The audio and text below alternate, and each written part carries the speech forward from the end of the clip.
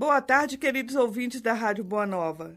Iniciamos aqui nas Minas Gerais o programa Perante a Eternidade, a oportunidade de reescrevermos nossa história. Caros ouvintes, é com grande alegria nos nossos corações que entramos em seus lares. E queremos deixar aqui para vocês os contatos da Rádio Boa Nova. O site é www.radioboanova.com.br.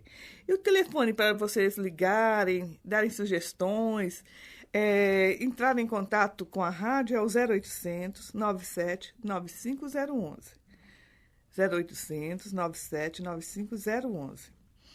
Participem também do Clube Amigos da Boa Nova, colaborem com o clube, vocês vão estar ajudando a Fundação Espírita André Luiz. Liguem lá também, vou passar para vocês o telefone do Clube Amigos da Boa Nova, esse é do clube, é o 0800 12 18 38. 0800 12 18 38. Queridos ouvintes, estamos fazendo o estudo do livro Residente e nós estamos no capítulo 3 e o capítulo inicia falando assim, refletindo sobre a problemática das drogas. Tudo bem, Jário? Boa tarde. Tudo bom, Sônia? Tudo bom, né? Mais esse dia de trabalho, né? Isto. Que nós nos aproximamos aí dos nossos ouvintes, né? É isso aí. Jairo, no capítulo que nós estamos estudando, o capítulo 3, na página 60, o Marcelo Rios fala: em tudo, as comunidades espíritas têm relevante papel, pois que muitas dessas ocorrências acabam por esbarrar fatalmente nas casas espíritas, nas atividades mediúnicas responsáveis e doadoras, nas esclarecedoras, levadas a efeito através das doutrinações, enxugando lágrimas e acolhendo fraternalmente os corações em desalinho, exigindo a participação do sentimento do grupo e da equipe fraterna, além do inadiável e indispensável preparo. Ele toca em dois pontos fundamentais aqui, né, Jairo? É o sentimento, né? A participação do grupo. Do grupo. Ele fala do grupo, ele não fala do presidente, ele não fala do doutrinador. Ele fala de todos os trabalhadores da Casa Espírita, né? Ele fala que essa equipe tem que ser fraterna e também tem que ter preparo. Ela tem que... Essa questão aí da fraternidade é muito importante, do preparo é muito importante, não é? Uhum. E, além da verdade, as pessoas, elas querem, muitas vezes, formar um grupo de um dia para outro, né? Sim. E sendo que a formação de um grupo é uma etapa longa, né? É uma etapa longa, depende de muitos investimentos, né? Em termos de conhecimento, em termos de afetividade, de confiança, de respeitabilidade, não é? É uma somatória de valores e de experiências que acabam, por fim, de formar um grupo, né? Às vezes as pessoas falam assim, que eu estou montando a reunião, porque eu estou montando isso, estou montando aquilo, e de uma hora para outra aquilo desmonta, né? Sim. E as pessoas ficam extremamente chateadas, decepcionadas, né? Frustradas, inclusive, né? E não entendem que esta formação é uma formação que requer, né? Muitas lutas. Isso mesmo. Não é? Ele continua. Até aqui falamos de fatos já ocorridos e o desdobrar de acontecimentos já em plena pauta das aflições diárias. Entretanto, o que nos preocupa mesmo são as medidas profiláticas, o necessário empenho preventivo, as providências que, tomadas em tempo hábil, podem efetivamente trazer ganhos substanciais ao equilíbrio de muitos. Nós falávamos no programa da semana passada sobre a mensagem de Dias da Cruz, na revista O Reformador, né? Isso. E ele fala que o centro espírita deve ver o indivíduo no contexto de espírito imortal, criatura portadora de experiências boas e más. Deve considerar que as almas endividadas são prisioneiras de suas ações, em razão do reflexo inexorável da lei de causa e efeito. Deve considerar o meio social onde o indivíduo está inserido, em função de ordenações definidas pelo processo reencarnatório, deve valorizar, em especial, a família, laços mais importantes da cadeia socio-humana, e é preciso, literalmente, apertar mais esse laço. Um programa espírita preventivo ao uso ilícito de drogas deve oferecer amparo espiritual, não somente por meio de esclarecimentos vinculados nos cursos e palestras, mas também pelo atendimento ao doente do corpo e do espírito. Essa atividade representaria, sem dúvida, o fiel da balança, o ponto diferenciador. Ô Jairo, para isso tudo acontecer, igual disse o Marcelo, o grupo tem que estar preparado. Não pode simplesmente chegar um doente, né, viciado em droga, e ali bate um papo pleno, e a pessoa, o grupo espírita, tem que estar sabendo quais são as evoluções da droga, qual que é o papel socioeconômico em que aquela criatura que foi lá vive. Isso tudo, né? Como disse aqui há de haver, Dias, inclusive, né? uma entrevista, né? Sim. Uma entrevista, o que nós chamamos de anamnese, né? Que é um levantamento histórico do paciente. Isso mesmo. Histórico, assim, bem detalhado, porque esta anamnese é que vai propiciar, né, os recepcionistas da casa espírita, aqueles que fazem o acolhimento, né, dentro da casa espírita, essa anamnese é que vai apropriar esta equipe para bem desempenhar as suas funções. Sim. Não é?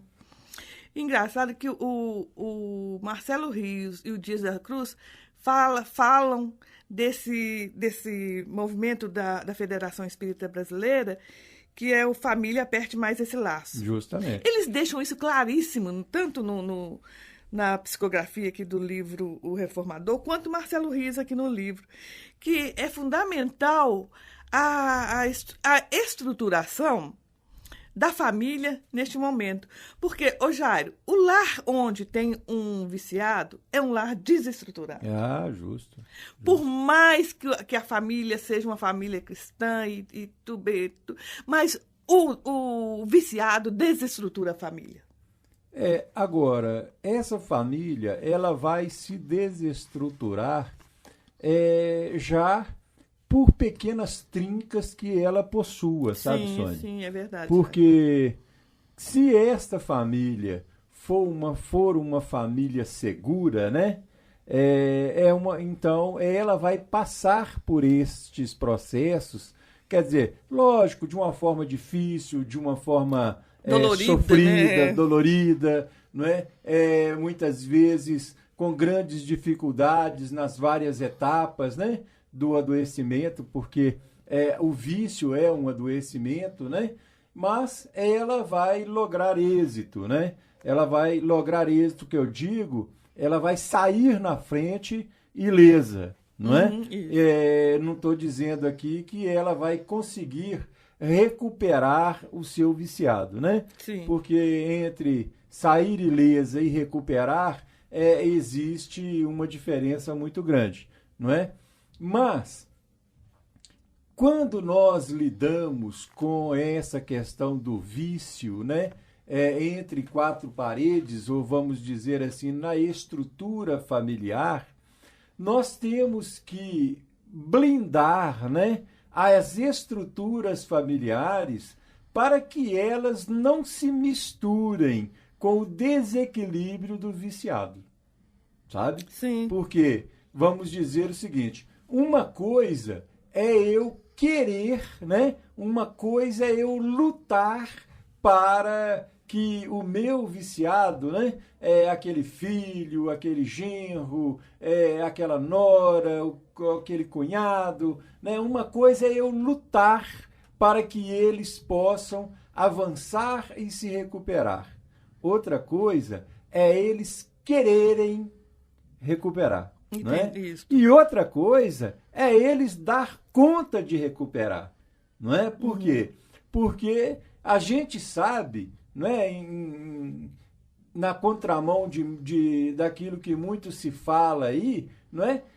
Sair das drogas não é tão simplesmente um fato de querer, não. Isso. Não é? É um fato também de dar conta. Não é? Por quê? Porque as drogas, ela não só elas têm as implicações fisiológicas, como ela tem também as implicações psicológicas, né? E são implicações gravíssimas, né? Então, o lar, ele tem que estar bem estruturado, falando a mesma linguagem, né? E, muitas vezes, ele tem que se blindar para que ele não adoeça com o doente. Isso mesmo. E isso, vamos dizer o seguinte, não é somente a questão das drogas, não é? Porque quando você tem um paciente, quando você tem um familiar, por exemplo, com o mal de Parkinson, não é?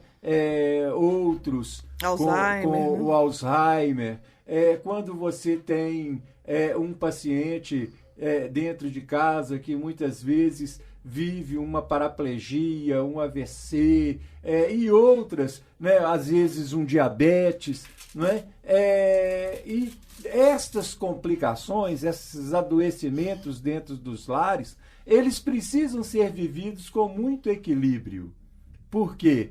Porque muitas vezes são adoecimentos que, se não tomarmos cuidado, ele acaba contaminando toda a família. Sim, não é isso mesmo. Então, a família...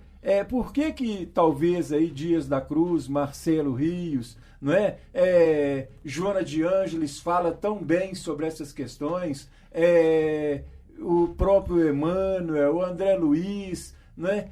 Vários espíritos falam sobre isso de uma forma profunda, que é a questão da estrutura familiar, né? Isso. Por quê? Porque quanto mais os laços estejam apertados entre família, quanto mais, né, esta família se abrace, se entenda, se perdoe, né, mais estruturada esta família vai estar, não é? Sim. Mais estruturada essa família, então, como nós falamos, ela vai estar. E desta estrutura, não é que vai depender o equilíbrio dessa família diante as adversidades que ela venha enfrentar. É isso mesmo. Não é? Ô, Jairo, Marcelo Rios fala que pensamos e trabalhamos em torno das atividades que possam estancar a marcha progressiva das sombras, levando o sofrimento, destronando de vez a indigência espiritual ora vigente. Qual seria a verdadeira contribuição para qual, no momento, temos voltado a nossas mais sinceras expectativas no tocante aos tempos espíritas? Já, deixa eu fazer um pequeno parte aqui. Interessante que nós recebemos uma psicografia, né, na terça-feira, e o espírito falava sobre isso. Ele falava que hoje os lares, os pais querem colocar os filhos para fora de casa. Tipo assim, eu não dou conta mais desse menino, manda ele pro shopping. Tá entendendo? E lá no shopping, o adolescente, né, vai aprendendo cada dia mais a querer ter. E isso tudo, ele não conseguindo um retorno dos pais em questões financeiras, eles passam a querer ter de qualquer forma. E aí se voltam para o mundo do crime. Jairo, interessante que aí eu passei a olhar, os shoppings realmente são cheios de adolescentes, né? Sim. Apesar, Jairo, de aqui, lugar bom, viu? É verdade. Né? Tem um pensador que diz, né? Graças a Deus não se constroem mais igrejas, né? Somente shopping centers, né? E é interessante porque o shopping, ele é um centro muito bonito, né? E ele é feito para isso, ele é traçado para isso, produzido para isso, né? Porque ali existem todas as técnicas psicológicas, né? A serviço do marketing. E acho muito importante que a sociedade viva isso mesmo, porque se nós observarmos bem, muitas vezes o shopping center ele tem uma representatividade, às vezes até maior do que algumas cidades. Né? Sim. Ali dentro existem muito mais pessoas do que, às vezes, em determinadas cidades. Né? Uhum. E bom, pessoas trabalhando, né?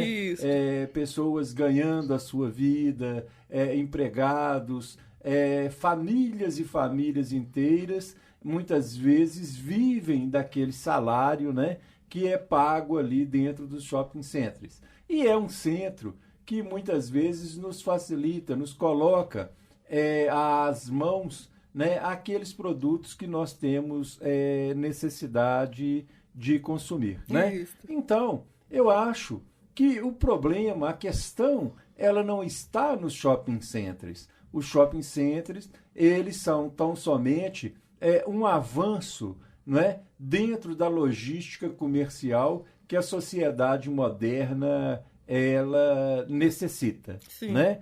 Nós é que temos que estar preparados para lidar, não é, com estas questões da modernidade. Entre elas, né, o que nós estamos discutindo aqui, que são os shopping centers. Agora, na medida em que o seu lar ele deixa a desejar, você tende a sair dele. É ou não é? Por quê? Quando o lar ele é um lar acolhedor, um lar gostoso, bom de se viver, há em nós um desejo enorme de retornar a ele. Não é assim? Sim. Saímos do trabalho, retornamos para ele. Saímos das nossas atividades, por exemplo, espíritas, isso e aquilo, retornamos aos nossos lares, aos nossos familiares. Mas, quando isso não é uma verdade, a tendência é nós não termos vontade de retornarmos aos lares e ficarmos pela rua buscando alternativas. Tá certo? Por isso que, muitas vezes, muitas pessoas trocam aquilo que nós chamamos de trocar o L pelo B, né? Pessoas que trocam o lar pelo bar. Isso. Não é? Quantas pessoas passam, às vezes, as noites nos bares, quantos passam sábados inteiros, domingos inteiros, né? E quantas pessoas buscam outros lugares como uma fórmula de fuga, uma rota de fuga, não é? Por isso que é muito bom a gente estar sempre questionando essa questão, né? Esse acolhimento do lar, porque você já pensou, Sônia? Você trabalha o dia inteiro, não é? Sim. Trabalha o dia inteiro. Aí aí você sai da editora, você sai do seu trabalho e vai para casa. Quando você chega em casa, tem aquele marido lá que você não lavou isso, que você não passou aquilo, que você não fez isso, e que você não faz nada, e que não sei o que, e aqueles meninos tormentando a sua cabeça. Eu pego minha bolsa e vou pro shopping. Não sei o que, e que. Ora, pelo amor de Deus, pego minha bolsa e vou pro shopping. Ninguém dá conta. Não dá conta, não. Não é? Ninguém dá conta de um negócio desse, ué. Não é? Não é. Isso aí não é um lar. Não é uma família, é um tormento. É verdade. Não é? Uai, então, a pessoa, por mais que queira, ela não vai querer voltar. Claro. Não é? Aquele marido que vai voltar para o lar, né? E chega no lar, né? A esposa, né? Tanto um como o outro. Quando, né, o marido volta ao lar, é o retorno do guerreiro, não é? Nossa senhora, essa frase é doída, viu? Essa frase é machista. Essa frase é machista. Não. Quando você volta ao seu lar, é o retorno da guerreira. Não é? Ou seja, de todos aqueles que saíram para lutar, né? Para caçar, para buscar o sustento fora de casa. Não é? Então, o lar, ele tem que ser o cadinho abençoado que recebe, né, a todos nós no momento do cansaço, no momento em que nós estamos estrupiados. O lar Ele tem que acolher os nossos sofrimentos, as nossas mazelas, ele tem que acolher o nosso cansaço, né? E não pode provocar mais. Né? Ô, Jário, mas você me fez lembrar de um detalhe. Se não é um guerreiro bem estruturado, né? Ele encontra um lar desse jeito, ele vai querer ir pro B mesmo. Ah, claro, claro. Nós não tenhamos a mínima dúvida sobre isso. Não é? Então, vamos dizer, o lar, ele tem que saber, né, vamos dizer assim, se personificar nos momentos certos, não é? Sim. Por quê? Vamos dizer o seguinte, os dois, vamos dizer que os dois trabalham, ou só que ele trabalha, que só ela trabalha. Que normalmente hoje, já os dois trabalham. Né? Então chegam em casa. Ora, é muito lógico que os filhos queiram atenção, né? Embora esses pais estejam cansados. Mas existe o momento de criar os filhos, né? É aquele momento que você vai além de si mesmo, né? E recebe esses filhos e promove, dá atenção. Agora, né? Existe o momento de falar das contas também, não existe, Sônia? Existe. É o momento difícil esse também, viu? Os momentos de falar das contas. É o momento difícil. Os meninos dormiram, não é? Isso. Os meninos já foram para a cama, estão dormindo. Então, os dois assentam na cozinha, ou na copa, ou na sala, e vão falar das contas. É o colégio, é o IPTU, é o IPVA, não é? São as contas. Não é? E existe o momento de falar sobre os filhos, os problemas, as questões, os desafios. Né? Sim. Então, nós vamos ao intervalo para depois continuarmos nesse assunto, né, Sônia? É isso aí, voltamos já já.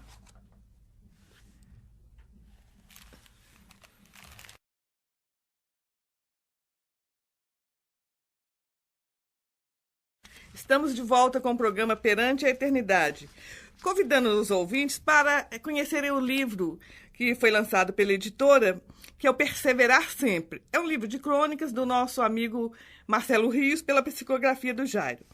Estamos também com um novo projeto gráfico do meu livro preferido, que é o meu livro de cabeceira, que é o Digna Estrela.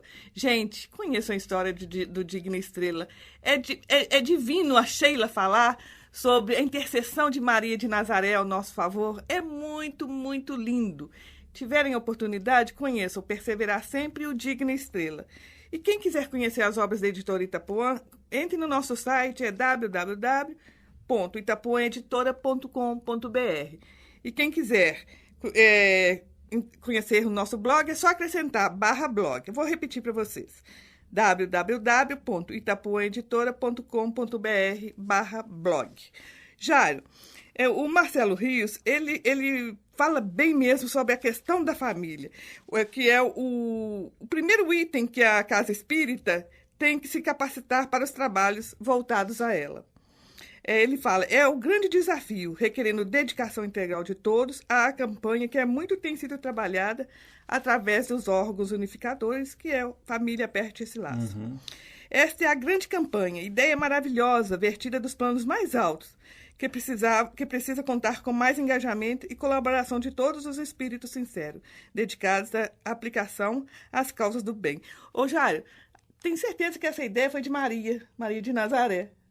Eu acho muito provável, né? Não é, Jário? Porque essa campanha mobilizada pela FEB, né?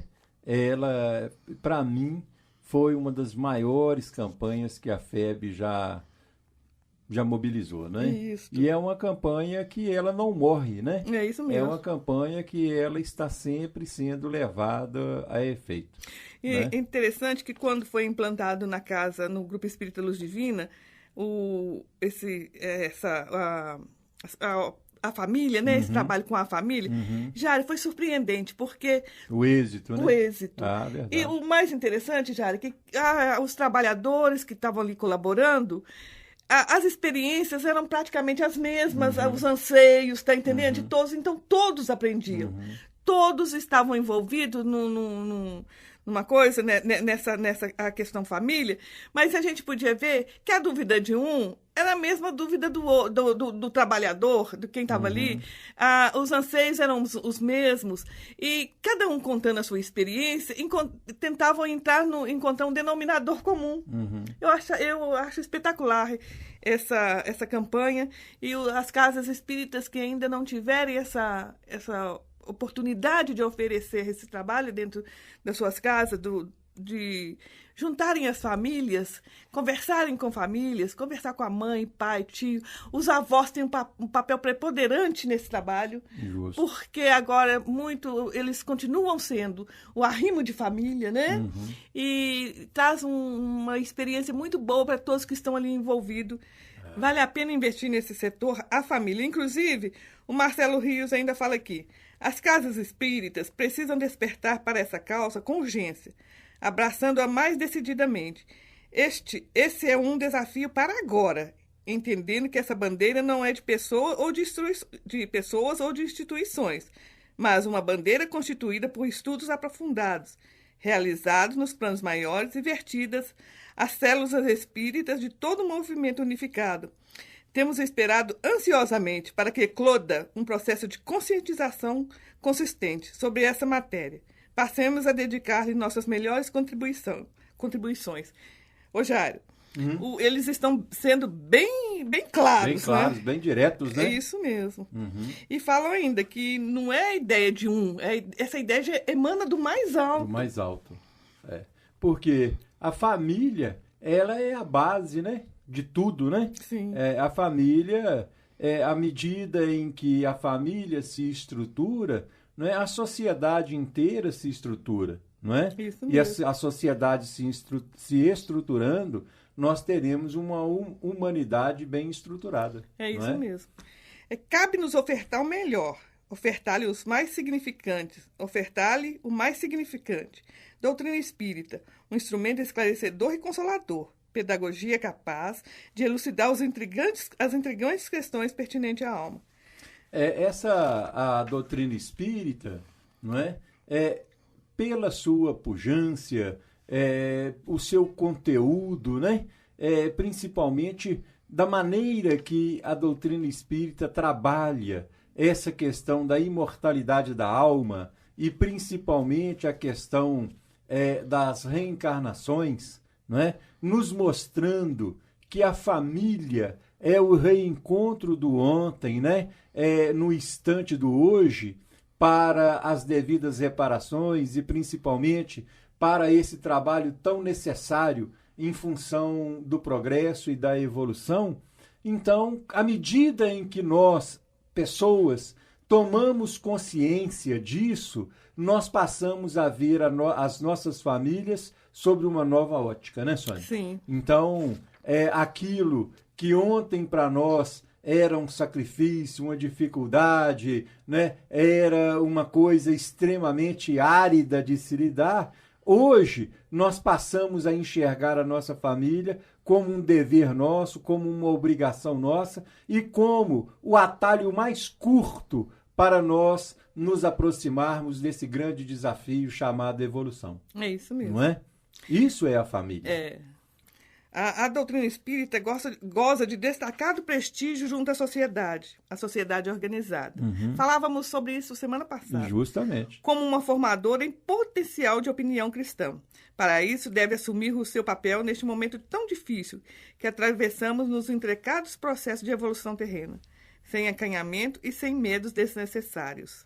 Que pena! Observamos aqui que a grande maioria dos espíritas ainda não se despertaram, não se conscientizaram de sua real importância como cidadãos espiritualizados, dentro do contexto de uma sociedade moderna e diante dos sofrimentos, das lágrimas que se derramam dos interiores dos lares. Já lindo demais, muito, né? A colocação do Marcelo. Muito bonita, né? Dessas lágrimas que não têm sido poucas, né? Ô, Jário, e que insistimos em não querermos ver. E não queremos reconhecer, isso, né? mesmo. Eu acho que você tem razão, sim. Não é? Hoje, não é? Nós vivemos aí desafios e mais desafios e muitas vezes né, os lares se sentem enfraquecidos, né, no enfrentamento desses desafios. Né? Isso mesmo. Nós temos que cuidar disso com mais carinho. E a casa espírita, né, vamos dizer propriamente a doutrina espírita, ela tem um material muito grande, um material muito positivo para colaborar nessa transição social. É isso mesmo. É interessante essa forma que o Marcelo fala de algumas casas espíritas, que são verdadeiras ostras. Não têm consciência da pérola valiosa que carregam em si. Isso. Por isso mesmo vivem hermeticamente fechadas. Verdadeiras ostras, né? Quer dizer, ele não está desfazendo, né? São ostras, carregam consigo pérolas, né? Então, o que estas casas espíritas têm não é que fazer milagres, elas têm que tomar consciência da pérola que carregam consigo. Pois né? Porque se a gente junta isso aqui, essa frase do Marcelo, com o que ele falou lá na frente, que a opinião da sociedade, na doutrina espírita tem um conceito junto à sociedade, e se a casa espírita se fecha, olha só que perda que está tendo, Jairo, não é? Que momentos valorosos que a casa espírita tem de trabalhar isto, de levar para o público a importância da família, né? Eu acho que a casa espírita, né, na medida em que ela opte pela simplicidade, né, na medida em que ela vai buscando, vamos dizer, o seu caminho sem muitos rebuscamentos, sem muitas fantasias, né, ela passa a ser um instrumento muito útil, né, nessa estruturação social. Né? Então, eu acho que, a bem da verdade, nós não podemos, né, deixar isso para trás. Nós temos que colocar a casa espírita, a doutrina espírita, a serviço dessa família. Ô, Jário, eu escutei uma historinha sobre Pedro o apóstolo, né? Sei. Diz que Pedro estava se sentindo que não tinha muita coisa para fazer, saiu pela rua. Ele saiu determinado a ajudar as pessoas. Na primeira casa que ele bate, tinha um pai de família bêbado. Ele fecha a porta depressa e sai. Fala, esse bêbado. Ele vai para outra. Era uma casa, tinha uma prostituta dentro da casa. Ele falou assim, eu não vou me envolver com esse povo, não. Logo mais à frente, ele deu de cara com a casa onde a família era de malfeitores. Ele voltou para a casa dele. Aí chega lá, ele fala assim, não achei nada para fazer. Aí Jesus vira para ele e fala, eu te encaminhei aos lugares certos. Justamente, né? Onde havia a necessidade. Né? Onde havia necessidade. E a grande questão é que muitas vezes nós estamos querendo trabalhar nas facilidades. Né? Porque, às vezes, a evangelização ela está buscando aqueles menininhos tudo cheiroso, tudo bonitinho, né? Tudo bem vestido e tudo, quando, na realidade, aqueles que passam pelas grandes necessidades, né? Aqueles que vivem aí os terremotos das carências, né? Estes é que precisam, né, do apoio, estes é que precisam de ser abraçados, né? Isso mesmo. E muitas vezes nós estamos aí pensando nos lares assim assado, e quando na realidade são aqueles lares mais complicados, mais problemáticos, que precisam realmente da nossa participação, né? Ô, Jário, você falou uma coisa tão certa que eu já vi isto dentro da casa espírita, recebendo crianças, assim, crianças que não têm o hábito de tomar banho, não têm o hábito... Ali também tem uma oportunidade da evangelizadora estar ensinando, porque eles não têm esse conceito de higiene, né? Que é necessário escovar dentes, que é necessário tomar banho. É uma oportunidade também de aprendizado. E a gente vê isso em muitas casas espíritas de periferia, né, onde chega esse pessoal mesmo, né, que não tem esse hábito. Muito. Né? E a evangelizadora tem que estar preparada para isso também, né? É coisa simples. E aquela questão assim, né? Você amar o que vos ama, né? Tem vantagem nisso, não tem vantagem nenhuma, né? Eu acho que o grande desafio é quando nós trabalhamos nessas regiões mesmo, nessas questões mais difíceis, né? Porque né, sem isso não há grande valor, né? Pode haver até uma grande repercussão, né? Isso. Porque são muitos aplausos, muito tapinhas nas costas, né? Muitas bajulações, né? A repercussão pode ser grande, mas, em compensação, os efeitos, muitas vezes, são quase que nulos, né? E Marcelo fala que a doutrina espírita é a doutrina do Consolador prometido. É Jesus de volta. E a área da família tem dentro das organizações espíritas... a área da família dentro das organizações espíritas são oficinas preciosas para a transformação redentora da individualidade. O passo mais objetivo e seguro para a transformação de uma sociedade mais espiritualizada, que produzirá, sem dúvida, a humanidade regenerada do amanhã. Isso aí. Ele fala que o segundo item, o primeiro item ele diz que foi a família, né? O segundo item ele fala que é a evangelização infantil. Precisamos urgentemente unificar nossos esforços no sentido de fortalecimento cada vez mais nessa atividade, de forma que elas sejam engrandecedoras e, ao mesmo tempo, prazerosas para as crianças. Esta é a palavra-chave, prazerosas. Justamente. Né? As crianças, elas têm que ir, né, à casa espírita não por obrigação, né? Elas têm que ir à casa espírita porque lá elas encontram um ambiente prazeroso. Então, o que acontece? Ao invés dos pais, né, forçarem as crianças a ir à casa espírita, as crianças é que começam a forçar os pais a essa ida à casa espírita. É isso mesmo. Né?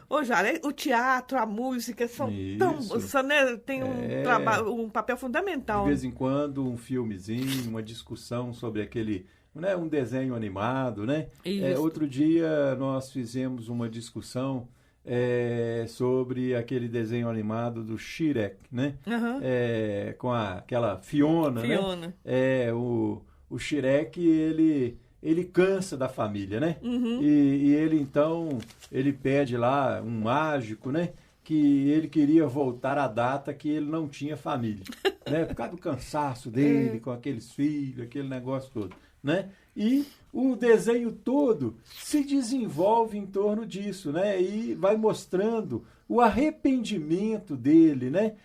De ter se afastado da família e ele, né? A luta dele para que o mágico novamente devolvesse a ele a sua família, né? Então, os meninos assistiram o Shrek e aí nós discutimos esse filme com eles com base nos postulados espíritas, né? Sobre o que é a família e o pensamento da doutrina espírita sobre a família. Então, os meninos ficaram felizes de ter assistido, né, um bom desenho, né? Ficaram felizes e tiveram uma colaboração muito grande na medida em que eles puderam, né, falar para se colocar a respeito da família e nós atingimos os objetivos, né, que era fazê-los refletir sobre a família, sobre as luzes da doutrina espírita. Isso não é? mesmo. Então, até mesmo esse processo de participação das crianças,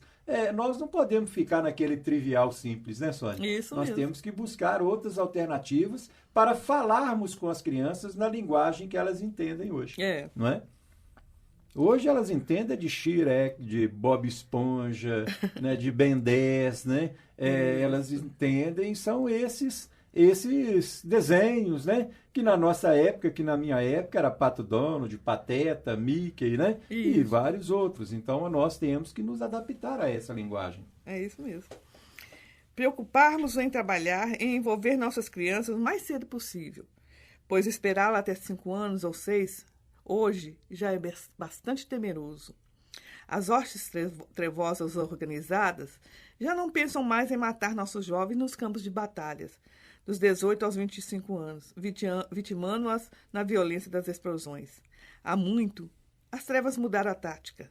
Os anticristos buscam e perseguem as nossas crianças, já aos 5, 6, 7 anos, nas estruturas do tráfico impiedoso e cruel. Temos que nos antecipar e apresentar-os a Jesus. A criança que aprende a conhecer e a buscar Jesus jamais será a mesma. Abrir-se-lhe internamente um campo novo de transformações.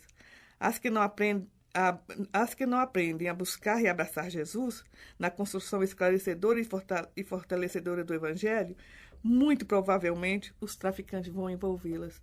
Já, à medida que eu fui lendo aqui, eu fui lembrando, foi vindo na minha tela mental, há uns 6 anos atrás, onde eu fui num bairro muito, muito violento aqui de Contagem, aqui em Minas, e onde eu vi uma criança de 6 anos com uma arma na mão. Sim. Sim. 6 anos já, ela tinha 6 anos. Aquela arma, arma, não é arma de brinquedo. Sei. É arma de matar mesmo. Arma de matar. E sim, ela já sabendo manusear aquela arma. No Vietnã, menino de 9 anos, né, 8 anos, 11 anos, já eram colocados, né, como soldados mesmo, em postos avançados, né? Quer dizer, isso é uma crueldade muito grande, né? Mas hoje, graças a Deus, né, nós avançamos muito nessas questões. Hoje nós temos um estatuto da criança e do adolescente, que é um estatuto, vamos dizer, muito atual e um estatuto muito moderno, né? Embora receba muitas críticas por parte de muitos que não entendem a essência desse estatuto, mas ele é de uma modernidade, não é, que nós temos que nos curvar a ela. E este estatuto, o ECA, né, ele tem sido, né, o grande norteador das políticas, né, que estão sendo levadas a efeitos na direção das nossas crianças e dos nossos jovens. E vale a pena também todos nós espíritas conhecermos o ECA. Isso mesmo. Ô, Jário, o Marcelo, ele foi muito claro aqui. Se não cuidarmos, as trevas vão cuidar. Ah, claro, né? Sem dúvida. Devemos tomar muito cuidado, que a responsabilidade é minha, é do Jairo, é de cada um de nós. Cada um. E a própria falta de cuidado já é um indício de trevas, né? É isso mesmo. Jairo, voltamos semana que vem. Se Deus quiser, né? Se Deus quiser. Isso. E, queridos ouvintes, um grande abraço a todos e até na próxima quinta. Boa tarde, Jairo. Boa tarde, Sônia. Boa tarde aos nossos ouvintes. Sem parada. Hoje...